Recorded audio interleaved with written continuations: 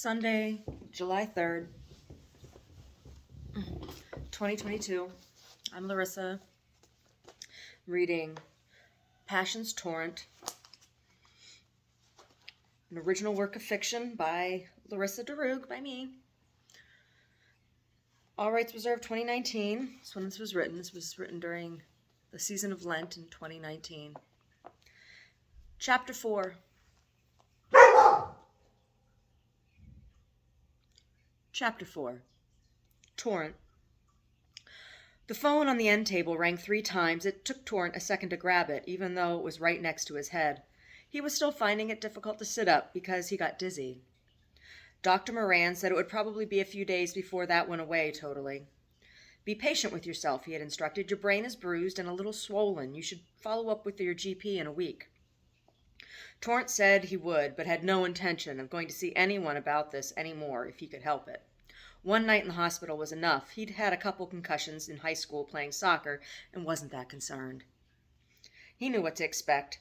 As he brought the phone to his ear, he was reminded of his stitches and quickly switched the receiver to the opposite side of his face. Yeah, he answered. It was Korn. Kodo? No, it's me, man. T. Yeah. How you feeling? My head hurts, but I'm fine. Just get a little dizzy when I sit up or stand up is all. Should be back to myself in a couple days. Dude, be careful.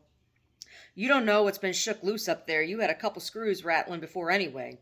Yeah, whatever. You gonna help Kodo get my car? Yeah, that's why I called. Isn't this Kodo's number? It's our house line. Oh, you roomies. Yeah, hold on. I'll get Kodo. You guys can figure it out. I need to lay back down. Torrent put his hand over the mouthpiece and gave Kodo a yell. Yo, Korn's on the phone. Kodo was washing his hands in the hall bathroom. Yeah, I'll be right there. He was shaking his hands dry as he sat next to Torrent on the couch and grabbed the phone. Torrent leaned back on the couch and closed his eyes, listening to his brother's end of the conversation. Hey, Korn, yeah. Cool, that works. See you there in about 20 minutes then? Thanks. This is a huge help. See ya. Kodo hung up the phone and slapped his big brother on the thigh. So, you up for a ride along? He asked him. Torrent wasn't up for anything. He knew Korn was going to want to see him when they got back with his car, and he wasn't really in the mood, but some things are unavoidable. No, I just want to rest right now, was all he said. Suit yourself. You know Korn's going to want to see you. Yeah, he can come in when you guys get back here. Okay, where are your keys? On the hook? All right, man, I'll see you in a bit. Kodo jumped up and rubbed his hands together before snatching the keys from the hook next to the door. As he closed the door behind him, a sense of relief washed over Torrent. He was finally alone. After spending the night in the hospital with strangers, he was happy to finally just have some quiet space around him and be alone with his thoughts. The first thing Torrent had done when Kodo brought him home was brush his teeth and take a shower. Now, lounging on the couch in clean sweats and t-shirt, he saw his laptop still on the coffee table where he had left it the day before. He grabbed it and flipped open the screen. There she was again, her face dotted across the screen in little thumbnail boxes. He clicked the first unwatched video. It was a short one, only 5 minutes. Daisy's face was like a balm to his bruised body. There she was, sitting at her vanity table, putting on her morning makeup, just talking like she was having a conversation with him. She even paused at exactly the right times when he would want to ask a question or make a comment, and when she began speaking again, it was as if she had heard his thoughts. How did she do that? In this video, she was saying Loops was going to have his procedure in a couple days. He laughed at the thought of the poor unsuspecting guy going to the vet. He knew Loops hated getting in the car. Daisy was tired of Loops humping her, and that incident with the cops the week before he had left was very funny. She was finishing up applying her lipstick and puckered her lips into a kiss. Torrent paused the image and imagined kissing her lips. His heart started to flutter, and he got a little lightheaded. Then all of a sudden, he had to empty his bowels. What the hell was going on? He sat the laptop back on the table and jumped up to go to the bathroom. It was too fast. His head started to spin as he stumbled toward the open bathroom door. Leaning forward, he grabbed the door jamb and tried to shake the dizzy from his head. Finally, positioned on the ceramic throne, he found some relief.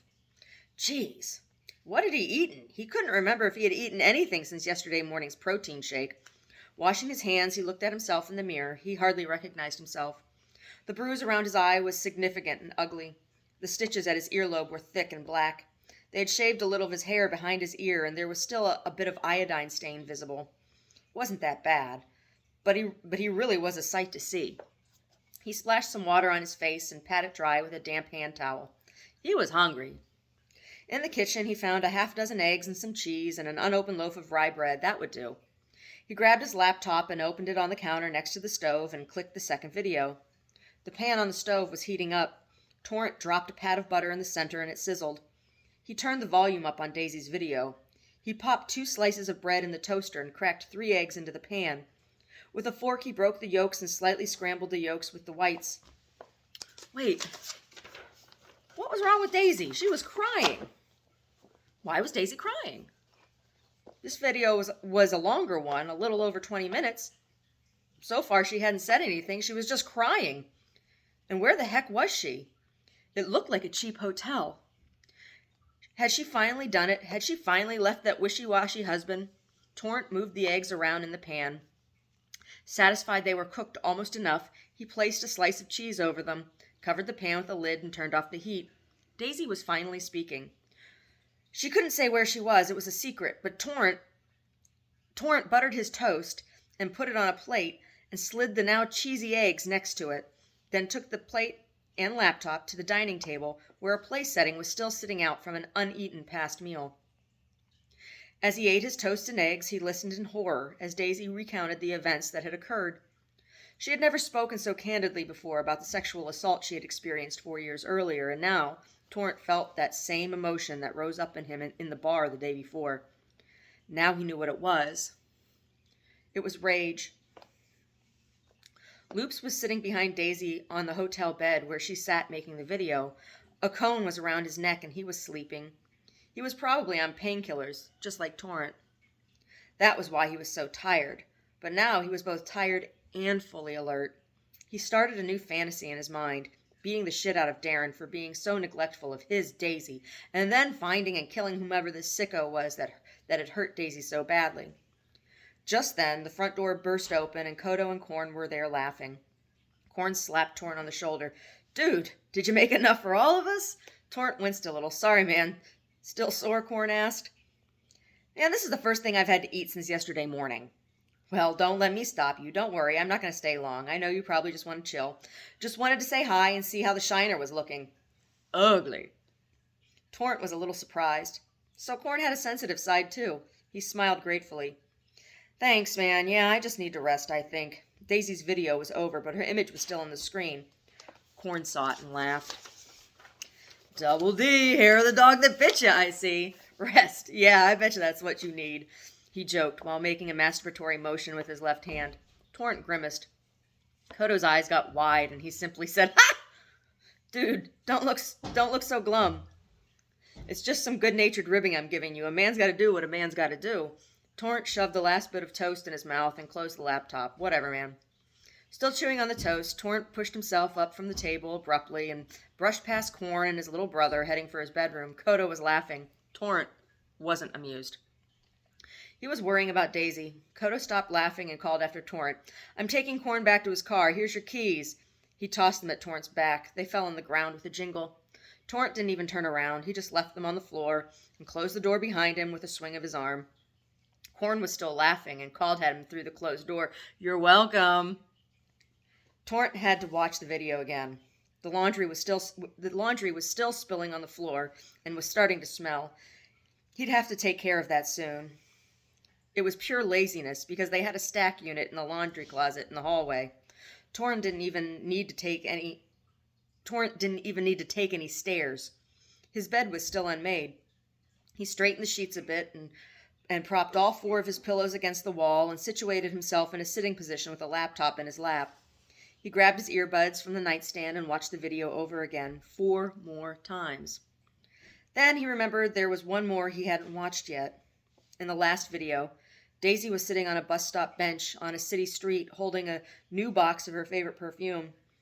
She wasn't crying, but it looked like she had been recently. The video had been uploaded the day before he had arrived home. That was less than a week ago. The video was just over 1 minute long. Most of it was hard to hear because of wind interference and the sound of a busy city street, but Torrent heard one thing loud and clear. Daisy said she wished she were alone. Alone. If she were alone, that would mean no Darren. Then he noticed something about the location where Daisy was sitting. Behind her was a store window with a tea rose display. He recognized it. It was the same store he had stumbled into while traveling. What were the chances? He could even make out the same salesgirl who had approached him. Torrent knew where to look for Daisy, and as luck would have it, he was scheduled to travel there again in a couple days. It wasn't even that far, only an hour plane ride, though he did need to cross a time zone. He decided to add a few extra days to his stay. This was the best thing about working for himself. He made his own schedule. Plus, since the trip was all ready for work, he could write the whole thing off. His parents had been skeptical when he had first told them he was going to start doing this work, but it had turned out there were lots of companies looking for what he had to offer. Companies contracted with Torrent to eavesdrop on employee conversations to help remedy workplace discord. Torrent was good at listening and even better at keeping a secret. Evidently, that is hard to come by, and companies paid him handsomely. He called his business Burning Ear Active Listening, LLC. He closed the laptop and set it on the nightstand, rearranged his pillows and settled onto his back, crossing his legs at the ankles and placing his hands on his abdomen. The afternoon light filtered lazily through the blinds on his window. All of a sudden, it was like it happened before. He was enveloped in the smell of her perfume. But this time, it was also different.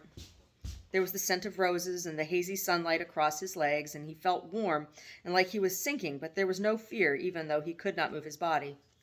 What's that? What do you need? I don't think I was going to go buy. Okay.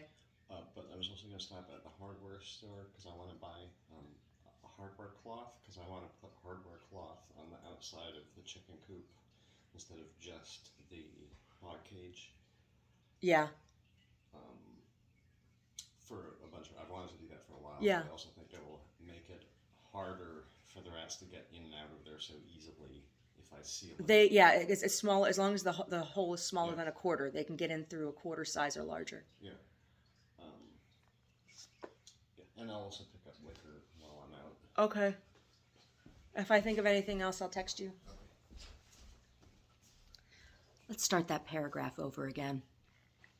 He closed the laptop and set it on the nightstand, rearranged his pillows and settled onto his back, crossing his legs at the ankles and placing his hands on his abdomen. The afternoon light filtered lazily through the blinds on his window. All of a sudden, it was like it happened before. He was enveloped in the smell of her perfume, but this time, it was also different. There was the scent of roses and the hazy sunlight across his legs, and he felt warm and like he was sinking, but there was no fear, even though he could not move his body. He felt awake, aware of being in his room and on his bed, but it was also like a dream. Like he was asleep and awake at the same time.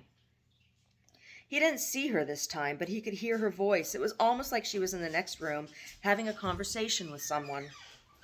He couldn't make out exactly what she was saying, only a word here or there, like when he was a little boy playing in his bedroom and would try to listen to his mother talk on the phone in her room next door with his Aunt Bunny. He missed Aunt Bunny. Bunny wouldn't talk to anyone anymore. But this time, it was Daisy's voice for sure. Soft and comforting, soothing. He felt safe and warm, so warm, but not too warm. It was like the story of Goldilocks when she slept in Baby Bear's bed. Just right. His ears strained to hear what Daisy was saying. I'm here, we're here, come here, come here. Come here, that's what she was saying, and he did. He came all over himself without even moving his hand. The front door opened and Torrent heard Kodo come in whistling to himself. Torrent struggled to wake up fully. Slowly, he pulled himself into an upright sitting position. The puddle in his sweatpants now just felt cold and sticky and was starting to soak through and made a dark spot in the front. Torrent heard the jingle of his keys being picked up from the floor in the hall. Kodo knocked once as he opened the bedroom door. Torrent's face flushed red in embarrassment. Kodo tossed the keys in the room. They landed in the laundry. Dude, man, I'm sorry. Kodo backed out of the room and closed the door, shielding his eyes apologetically. He now spoke to Torrent through the closed door. I guess Korn was right after all, man. You need to either get a grip or loosen your grip. You feeling okay in there? You need anything? Yeah, to be left alone. Okay, well, I have to go to work. Gina and I are coming back here later tonight. Don't worry, we won't fuck. I'm gonna bring home a pizza and we'll probably watch some Netflix. You're welcome to join us if you want. Torrent didn't answer. Kodo waited for a few seconds, sighed, and then left for work. If he was just going to work now, it meant he was probably closing that night. Kodo waited tables at Benvenuti's on 32nd. Best pizza in town and the best looking waiters. Gina was the owner, Raoul's oldest daughter. They'd been together now for just over 5 years. Kodo had told Torrent Gina recently said that her mother was getting antsy. What Torrent didn't know yet was Kodo had bought a ring while he'd been out of town. Kodo hadn't told anyone but Raoul. He knew Raoul expected to be asked first. Raoul was bursting with happiness, but promised not to let on to either Gina or his wife. Torrent could cover the rent by himself anyway. Kodo didn't think it was any of Torrent's business, but he suspected he wasn't going to take the news well. Kodo was 2.5 years younger than Torrent.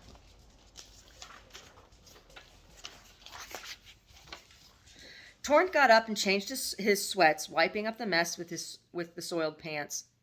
At least it wasn't on the blankets. He had one more pair of clean sweats left on the shelf, his old reliables, the gray ones with the thick drawstring that he cut off at the knees. Those would do. He fished his keys out of the laundry and broke the stinking pile into 3 piles, lights, darks, and Oxfords, to go out. He shoved a pile of 2 weeks' worth of white, cream, light blue, pale yellow Oxfords into a plastic bag and gathered up the pile of darks. Kodo hadn't closed the door tight, so Torrent used his big toe to pull it open and shuttled the laundry to the machine 8 feet down the hall. The door covering the laundry was a pocket door. He used his big toe again to slide it open and dump the laundry into the open machine. The soap was in a box on top of the stack. There was a big clump of powder on the top. Torrent grabbed it and dropped it on top of the clothes and ran the oversized load on warm. His phone was ringing on his dresser in the bedroom. He didn't make it back in time to answer. He looked to see who it was. It was his mom. Oh, that's right. They were supposed to have dinner together that night. Shit. He picked up the phone and called her back. It rang once. She picked up. Sweetie? Betty answered. Hi, Mom. How are you? Are we still on for tonight? Yeah, but... Betty interrupted her son. But what, sweetie? Is something wrong? What's going on over there? I tried to get a hold of Kodo last night and earlier today, but couldn't get a hold of him. Is he okay? Yeah, Mom, Code's fine. I'm the big mess. Oh, honey, it can't be that bad. You tell me when you see me how bad it is. Well, we'll just see. Same time, same place? Yeah, I might be a couple minutes late, though. That's fine. You know I'll wait. Love you. See you later.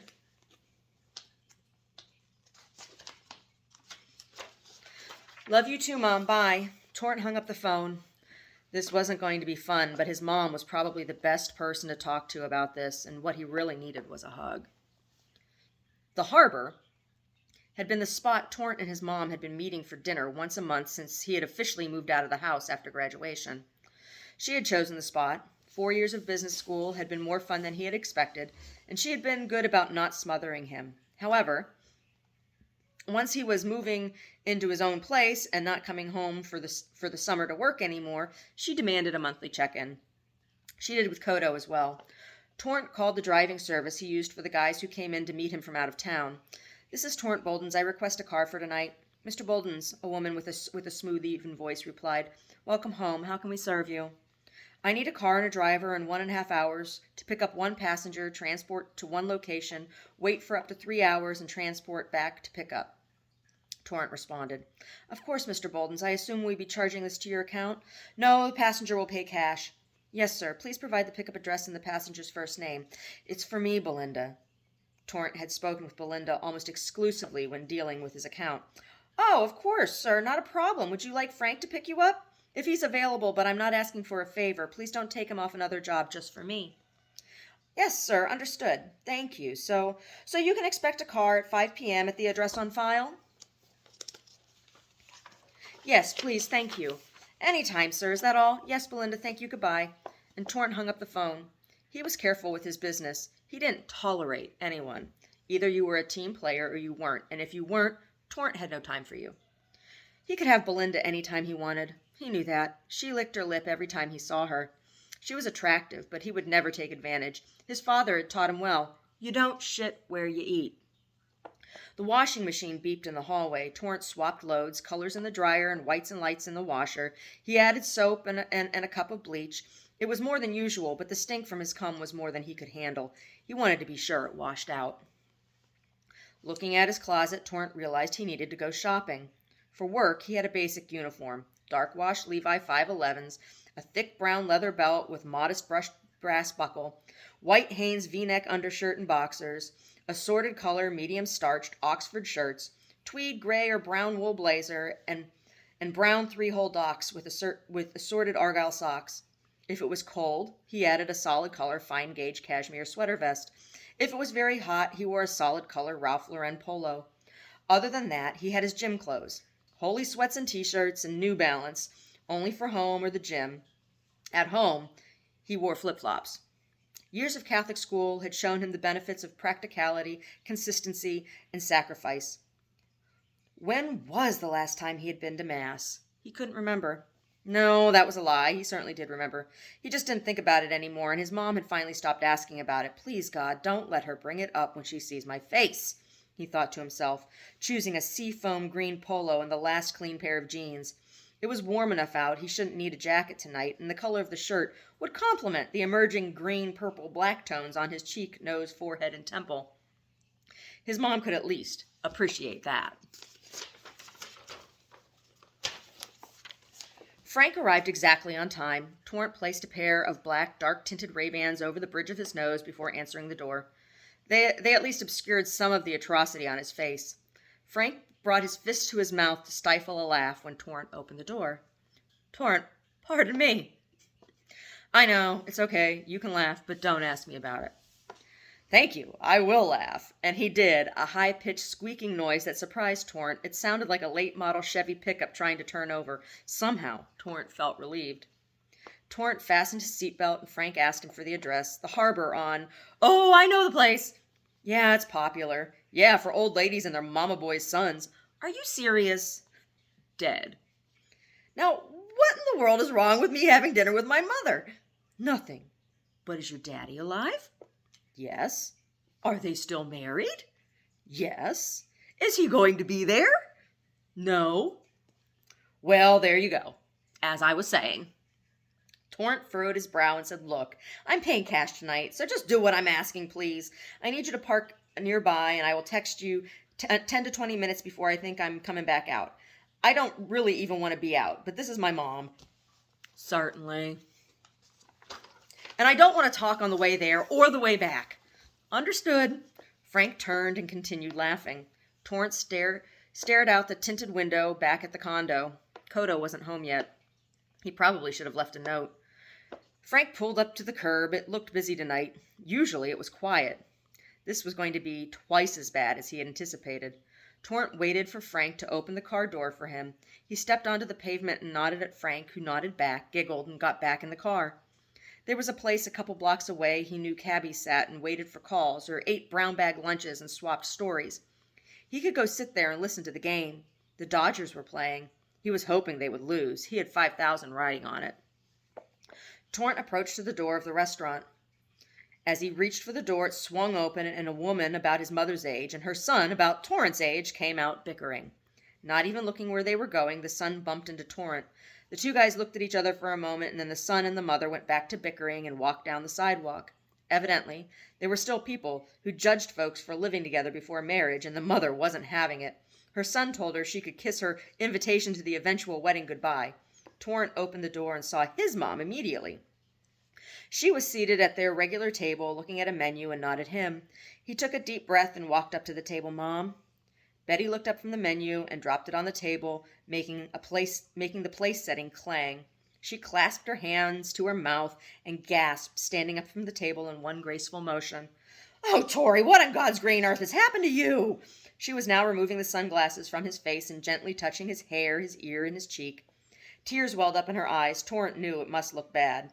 It looks worse than it is, I swear. Nothing's broken, just a concussion. Torrent let his mother hug him, her face buried in his shoulder. He could still remember when he was small and his mom felt so tall to him. Now the 5'6" woman seemed short against his 6'9" frame. He let her hold on longer than usual. He needed that hug, but now others were looking at them. He pushed her away gently and sat down at the table. She did the same. Leaning over the table, she hissed softly through her teeth. Did Kodo do this? Is that why he's not returning my calls? No, Mom, Kodo didn't do this, Torrent reassured her. She relaxed slightly. Kodo's just been busy driving around for my ass since yesterday afternoon and is at work right now. Oh, well, what happened? Does it have something to do with your work? No, Mom, nothing like that. No one ever knows who I am except the executives that hire me. It happened at Duke's. Betty slapped her hand on the table and became stern. You were fighting in a bar? She slapped him across his unbruised cheek. I raised you better than common trash. Torrent touched his cheek where his mother had struck him. Two old women at a nearby table were still watching, but for the most part, everyone had gone back to their own meals and conversations. Torrent shot a stare in the direction of the nosy old women, and they looked away. Then he turned back to his mother and apologized. I know. I'm sorry, he began. A waiter interrupted them with 2 glasses of water. The specials today are lobster bisque, Caesar salad, and poached farm salmon on wilted greens with saffron rice. The pasta of the day is bucatini and red wine marinara. He made no indication of having any judgment or awareness of their conversation, though everyone had seen Torrent come in. Everyone knew everyone at the harbor. It was that kind of place. I'll have the bisque and a Caesar and a Bloody Mary, Torrent ordered. And I'll have the same, Betty added. Certainly, I'll be back with your drinks and a breadbasket momentarily, and he turned crisply towards the bar. Torrent and Betty always did the same thing. They always had whatever soup and salad were on special, then split a banana split. They'd been doing this now for almost 7 years. So, what were you doing down at Duke's? I thought you said you never wanted to go there again. Betty was confused. Torrent thought he had been in love with Cora. I met this guy at the gym, Corn. What kind of name is Corn? It's funny you should ask that. He wanted to know what kind of name was Torrent. Certainly a better name than Corn. Yeah, well, Corn's not his given name. I don't know his given name. So this Corn got you into a bar fight? No, not exactly. He seems like a decent kind of guy. Well, just what happened then? You met this Corn at the gym and we struck up some conversation. He knows Daisy too. He knows Daisy? Well, not knows Daisy, but follows her vlog as well, Torrent clarified. Oh, and after my workout, I ran into him in the parking lot, and he asked me if I wanted to grab a drink with him. In the middle of the day? Betty asked. Just then, the waiter arrived back with the drinks and bread basket. He positioned them on the table without a word and walked away. Yeah, in the middle of the day.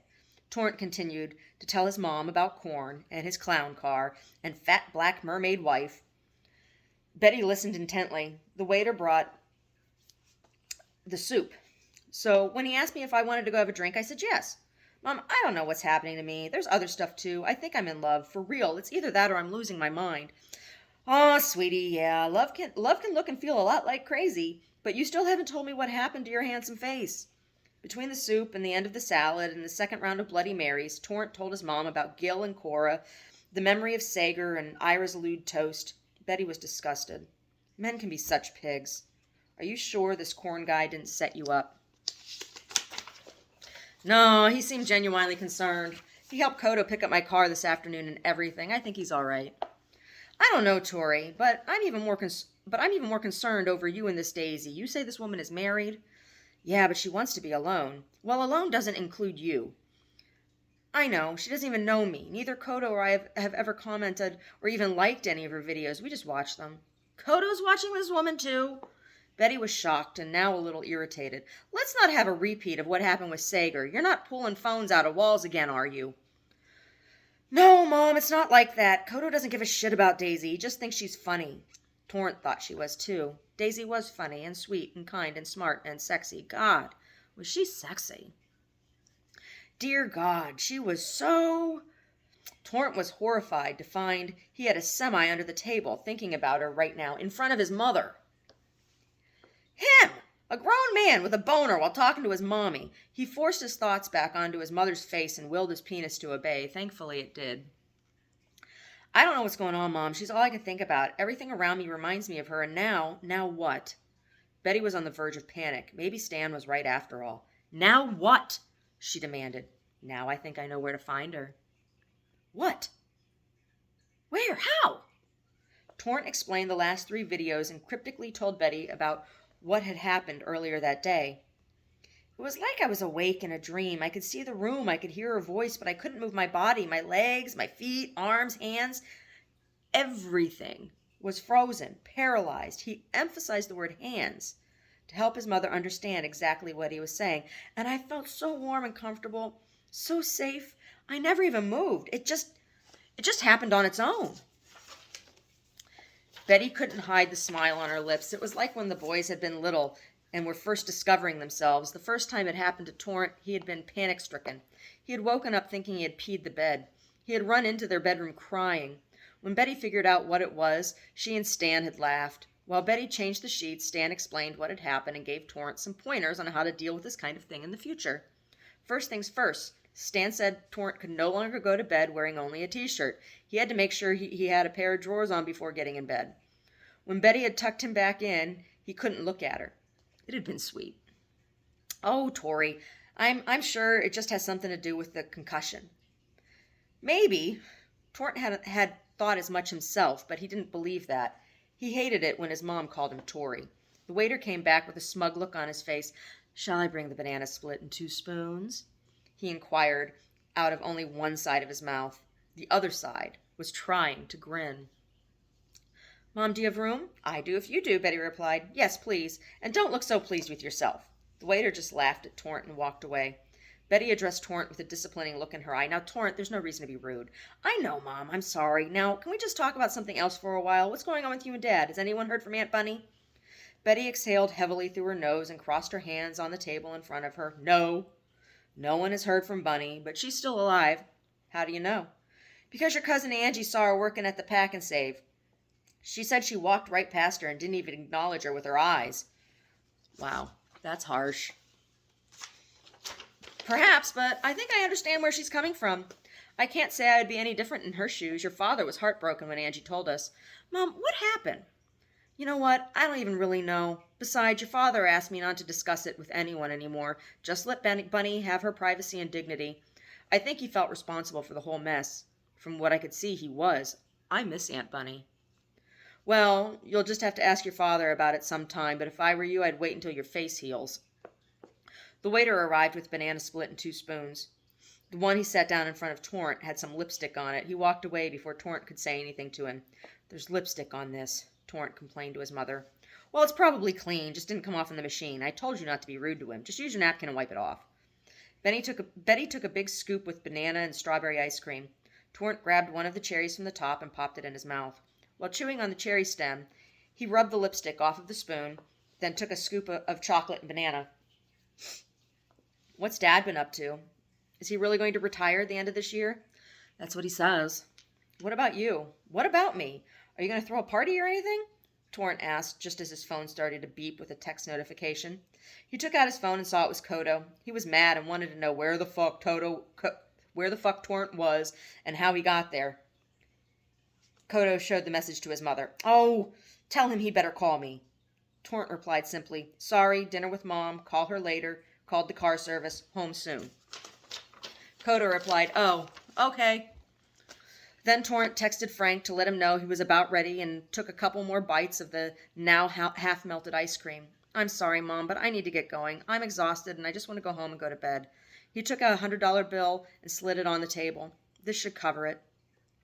Betty tried to protest, but he pretended he didn't hear her, stood up from the table and kissed his mother on the cheek. She patted him on his rear end and kissed him back, then watched him disappear out of the restaurant. Stan was not going to be pleased. Maybe she would just keep it to herself and let Torrent figure this one out on his own. After all, he was now a man. When Torrent walked into the condo, Kodo was stuffing his face with a slice of pizza and Gina was folding Torrent's clothes that had been in the dryer. Before he could protest, she held up a hand to his face. "Don't. It's not a big deal. I told Kodo he needed to take care of the nasty pile in his room, and when he went to throw in a load, found your stuff still in there. The other load is in the dryer. I'm almost done folding these. I think you need some new t-shirts, you grimy boy." She waved a very well-worn and hole-ridden t-shirt Torrent usually saved for the days he lifted free weights. Girls at the gym seemed to like to watch him, particularly when he was wearing that one. Gina's comment now made him think maybe they found the shirt more of a spectacle than a turn-on. He'd save it for the house from now on. Kodo held up a slice of pizza in the air. Feel like a slice? No, Torrent answered. I ate with Mom. Call her. Then he walked directly into his bedroom. Gina called after him. You're welcome. Torrent turned around sheepishly. Yeah, sorry, Gina. Thank you. I'm going to bed. Call Corn, Kodo hollered. Why? Torrent shot back. Because he called about 20 minutes ago looking for you. It can wait. I'm tired. And Torrent closed the door behind him. He really was exhausted. He peeled down his boxers and crawled under the disheveled covers without even brushing his teeth and drifted off into a fitful slumber. Kodo and Gina fucked on the couch. Shall I read one more? Or save it for another clip? I don't know. Kodo's or Torrent's relationship with his mom is interesting to me. Because I'm trying to think of any of the guys that I've ever known in my life, any of them that actually have a decent relationship with their mother.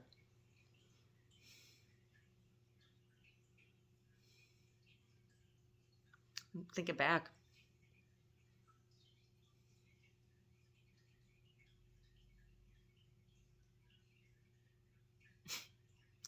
I can only think of one guy that I ever dated who seemed to have a amicable relationship with his mother, and he was he was a sexual predator. Oh my God. No, I think the answer is no. I can't think of any guy I've ever known who's had a good relationship with their mother.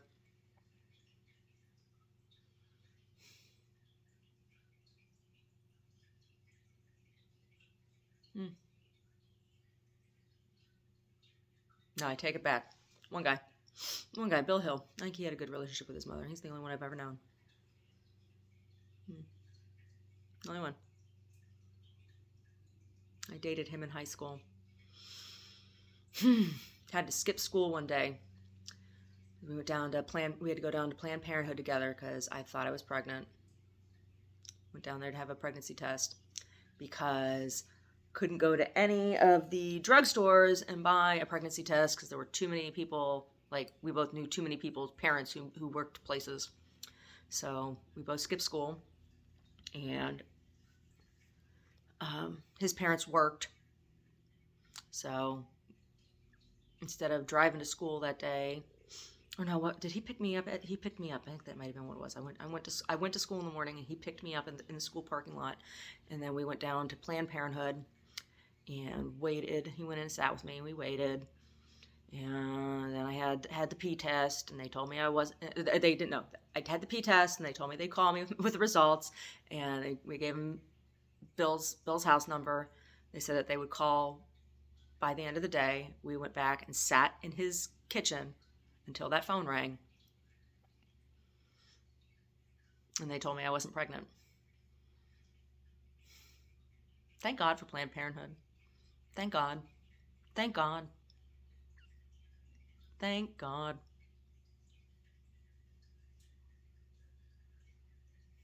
People want to defund Planned Parenthood. Thank God.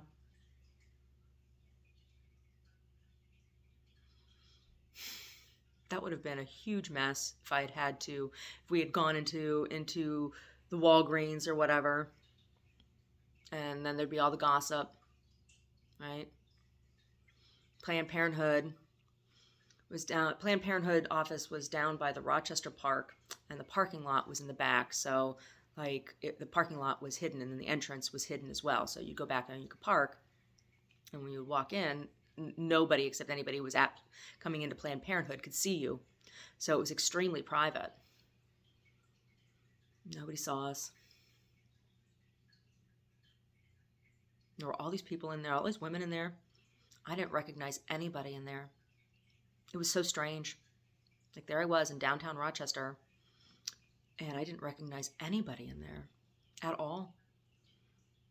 He was so sweet. Sat there right next to me, real quiet. Bill was real tall.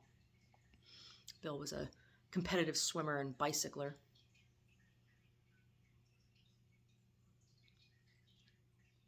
Him and his shaved legs during swim season. Him and his shaved legs and his chlorined hair.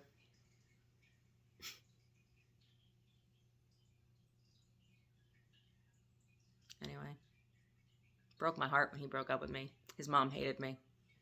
His mom hated me. His mom told me he had to break up with me. He wasn't allowed to see me anymore.